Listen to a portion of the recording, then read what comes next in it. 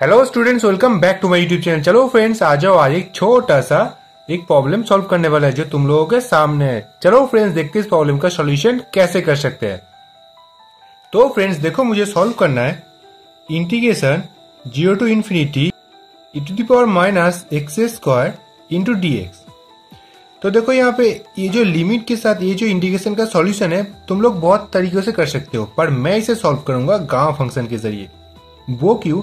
देखो, gamma function का एक छोटा सा रूल होता है कि gamma n equal to integration 0 to infinity e⁻⁻x(x⁻n−1) into dx। ये होता है एक्चुअल गामा फंक्शन। तो देखो, इसी चीज को मैं आसानी से इस टाइप के फॉर्म में लिख सकता हूं। वो कैसे? देखो कि x² को मैं पकड़ लूंगा, कोई एक फंक्शन मान लो t, तो इसे डिफरेंशिएट करते हैं तो 2x dx equal to dt। तो dx इक्वल टू आ जाएगा dt बाई 2x, और यहां से देखो x इक्वल टू आ जाएगा √t। तो डायरेक्टली लिख सकता हूं dt by 2√t। dx equal to आ चुका है मेरे पास dt बाई 2√t। अब फिर इन दोनों चीजों को यहां पे इस्तेमाल करते हैं। और लिमिट के बारे में देखो, x अगर 0 है,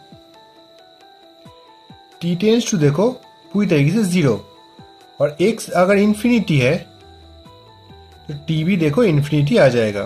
तो लिमिट का कोई चेंज नहीं होगा यहाँ पे।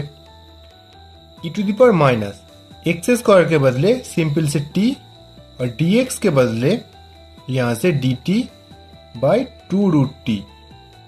तो इक्वल टू मैं लिख सकता हूं 0 टू इन्फिनिटी e⁻⁻t, हाफ को मैं बाहर लिख लूंगा, और √t है तो √t को ऊपर कैसे लिख सकते हैं, t⁻½ इंटू dt। तो देखो पूरी तरीके से देखो इस तरीके की टर्म आ चुका है यहाँ पे, इसीलिए मैं इस चीज को आसानी से कैलकुलेट कर सकता हूं। तो गामा देखो x⁻n−1 n-1 इक्वल टू देखो आ जाएगा यहां से इक्वल टू -½ तो n इक्वल टू +½ तो गामा n होता है, तो इसीलिए n के बदले यहाँ पे गामा हाफ। तो एक गामा हाफ का एक बहुत ही एक छोटा सा कॉमन फॉर्म है जिसका वैल्यू है √π। और यहाँ पे देखो ये बाहर एक और भी हाफ है, तो यहाँ पर हाफ लिख लूंगा और नीचे 2। तो इसी इंटीग्रेशन का सॉल्यूशन देखो आ चुका है e⁻⁻x² dx equal to √π/2। Gamma function के जरिए इस टाइप के छोटे छोटे प्रॉब्लम बहुत ही आसानी से सॉल्व हो सकते हैं। तो ये रहा इस प्रॉब्लम का सॉल्यूशन।